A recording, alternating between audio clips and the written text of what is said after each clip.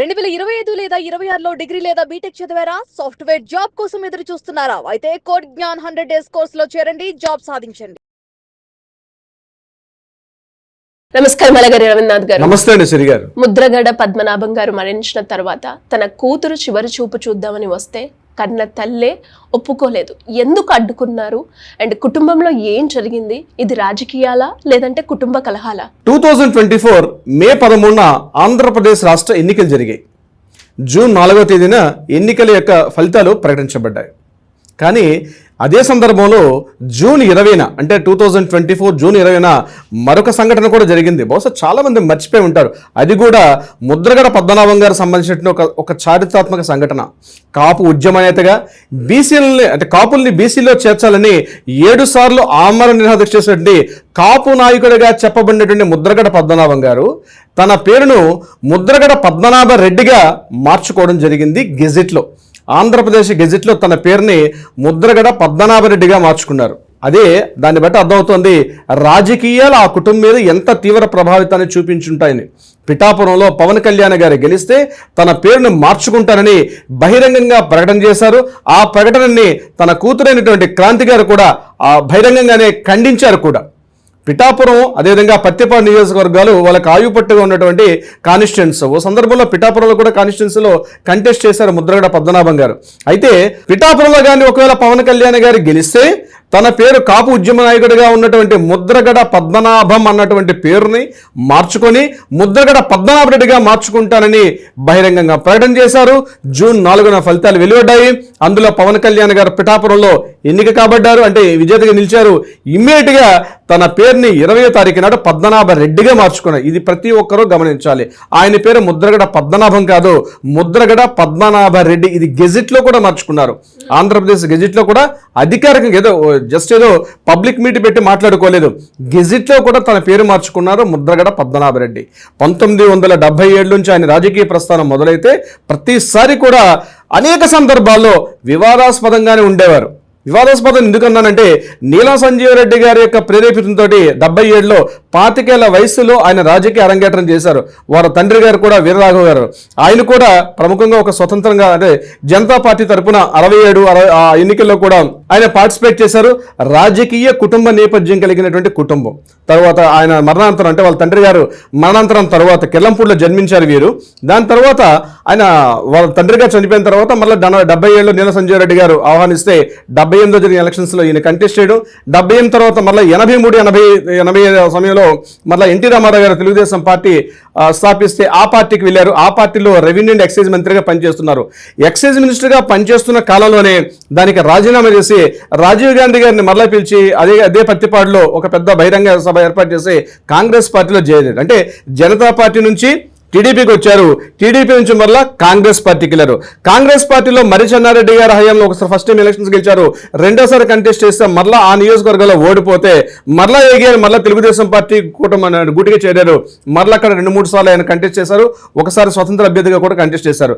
2014 వరకు ఆయన చేశారు. 2014 ఎన్నికల్లో ఆ కాన్స్టిట్యున్సీ దగ్గర నుంచి ఓడిపోయిన తర్వాత ఇంకా ఆయన రాజకీయంగా ఎటువంటి ఎలక్షన్స్లో కూడా కంటెస్ట్ చేయలేదు. వారికి 2 కుమారులు, ఒకటి పేరు గిరిబాబు, మరొక అమ్మాయి పేరు క్రాంతి. ఇక్కడే విషయం స్టార్ట్ అయింది. గిరిబాబుని 2024లో వైఎస్ఆర్సీపీ పార్టీలో జాయిన్ అయిన తర్వాత ముద్రగడ పద్మనాభం గారు తన ఫ్యామిలీలో ఇద్దరిని కూడా తీసుకువెళ్ళడానికి ప్రయత్నించారు, గిరిబాబుని అదేవిధంగా క్రాంతిని. కానీ క్రాంతి అనేక సందర్భాల్లో ముద్రగడ పద్మనాభం గారికి అనేక సందర్భాల్లో ఆయన ఇచ్చిన ప్రకటనలు కూడా ఖండిస్తూ వచ్చారు. సోషల్ మీడియా వేదిక కానివ్వండి, లేకపోతే తన తండ్రి గారు చేస్తున్న అనేక వైఎస్ఆర్సీపీకి అనుకూలంగా మాట్లాడుతుంటే ఈమె మాత్రం జనసేన పార్టీకి అదేవిధంగా పవన్ కళ్యాణ్ గారికి అనుకూలంగా మాట్లాడడం. పవన్ కళ్యాణ్ గారు కూడా కాపు పార్టీ అయినప్పటికీ కూడా, అంటే పవన్ కళ్యాణ్ గారు కాపు సామాజిక వర్గానికి చెందినవారు అయినప్పటికీ కూడా ముద్రగడ పద్మనాభం గారికి పవన్ కళ్యాణ్ గారు కూడా ఎప్పుడు కూడా సరిగ్గా పొసగేది కాదు. 24లో ఈయన వైఎస్ఆర్సీపీ పార్టీలో జాయిన్ అవ్వడం, తర్వాత తన కుమారుడు గిరిబాబు గారిని అందులోనే ఆ పార్టీలోనే మరలా జాయిన్ చేసుకోవడం. ఆ ఇన్ఛార్జ్ ఒక ఏరియా ఇన్ఛార్జిగా, కాకినాడ జిల్లా ఇన్ఛార్జిగా కూడా ప్రెసిడెంట్ ఆయన పనిచేస్తున్నారు గిరిబాబు. అయితే ఈ కుటుంబం మొదటి నుంచి కూడా రాజకీయాలకి మిళితమైపోయి రాజకీయాలతో ముడిపడినటువంటి కుటుంబం. ఈవెన్ దో వీళ్ళ భార్య గారు కూడా అనేక సందర్భాల్లో తండ్రి తన హస్బెండ్కి సపోర్ట్ చేస్తూ కూడా రాజకీయంగా ఆవిడ కూడా అనేక సందర్భాల్లో మాట్లాడడం కూడా జరిగింది. ఎప్పుడైతే పవన్ కళ్యాణ్ గారికి సపోర్ట్గా క్రాంతి గారు వెళ్ళిపోయారో ఆ కుటుంబంలో వివాదాలు కాస్త పిచ్చు పెరిగిపోయాయి. ముఖ్యంగా ఈయన 2024-20 సమయంలో ఒకసారి హెల్త్ బాగాలేనప్పుడు ఇతన్ని కాకినాడ హాస్పిటల్ అడ్మిట్ చేశారు. ఆ విషయంలో క్రాంతి గారు వెళ్ళి తండ్రితో మాట్లాడని ప్రయత్నిస్తే కూడా ఈయనకి కనీసం అంటే ఐసీలో ఉండేటప్పుడు తండ్రిని చూడడానికి కూడా వాళ్ళ కుటుంబ సభ్యులు కానీ కార్యకర్తలు కానీ ఎవరు కూడా సుముఖం చేయలేదు. అయితే ఆయన యొక్క ఆరోగ్య సమస్యల మీద, ముద్రగడ పద్మనాభం గారి యొక్క ఆరోగ్య సమస్యల మీద అనేక రకాల అనుమానాలను వ్యక్తపరుస్తుంటారు క్రాంతి గారు. ముఖ్యంగా తన తండ్రికి క్యాన్సర్ ఉందని, అయినప్పటికీ కూడా వాటిని పక్కన పెడేసి కేవలం కిడ్నీ ట్రీట్మెంట్ జరుగుతుందని చెప్పి దాన్ని ఏం చేస్తున్నారో తెలియదు, నా తండ్రిని మాత్రం నాకు దూరం కాకుండా చేస్తున్నారు అని చెప్పి ఒక రకంగా ఆవిడ బహిరంగంగా ప్రకటన కూడా చేయడం జరిగింది అనేక సందర్భాల్లో. తర్వాత అక్కడి నుంచి మెరుగైన ట్రీట్మెంట్ కోసం హైదరాబాద్కు షిఫ్ట్ చేయమంటే ఆ ట్రీట్మెంట్ లేకుండా కాకినాడ, సామర్లకోట ఆ ప్రాంతాల్లో మాత్రమే ట్రీట్మెంట్ ఇవ్వడం కూడా ఈవిడ అనేక రకాల సందేహాలు కూడా వ్యక్తపరచడం జరిగింది. ఎందుకు ఇలా చేస్తున్నారు?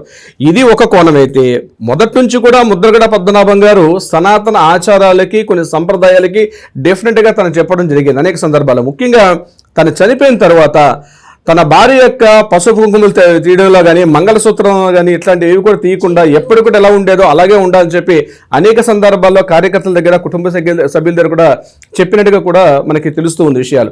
దాని తగ్గట్టుగానే బహుశా వారి కుటుంబ నెక్స్ట్ కార్యక్రమాలు ఎలా ఉంటారని వాళ్ళు తెలియపరచాలి.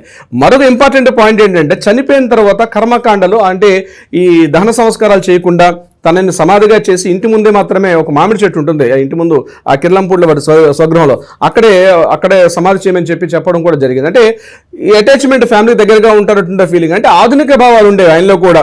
ఈ ఆచారాలు సంప్రదాయాలు కాకుండా కొంత ఆధునిక భావజాలంతో ఉండేవారు. ఏదేమైనప్పటికీ కూడా మనిషి చనిపోయారు, మన మధ్య మనిషి లేరు. అనేక సందర్భాల్లో మనుషులు బతికున్నప్పుడు భావజాలం కానీ లేకపోతే ఆలోచనలు కానీ కొంత ఒకే రకంగా ఉండాలని లేదు.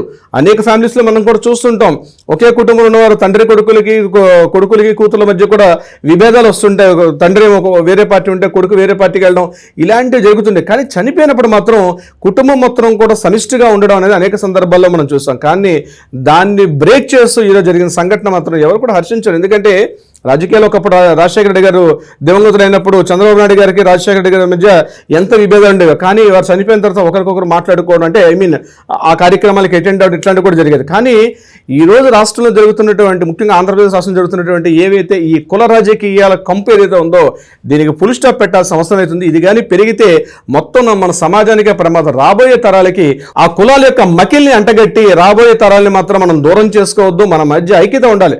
ఓకే, భావజాలాలు వేరు కావచ్చు, కానీ మనిషి చనిపోయిన తర్వాత అందరూ కలుస్తారు. ఎక్కడైనా కలవాల్సింది, చివరికి కలిసేదంటే అందరం కూడా వెళ్ళాల్సిన అదే ప్లేస్. ఒక మనిషి చనిపోయినప్పుడు పరామర్శించడానికి శత్రువుల మిత్రులు లేకుండా అందరూ కూడా కలిసి మాట్లాడుకుంటారు. అలాంటి సంస్కృతి మళ్ళా రావాలని కోరుకుందాం. శ్రీ గారు, thank you sir, thank you so much. Thank you so much అండి.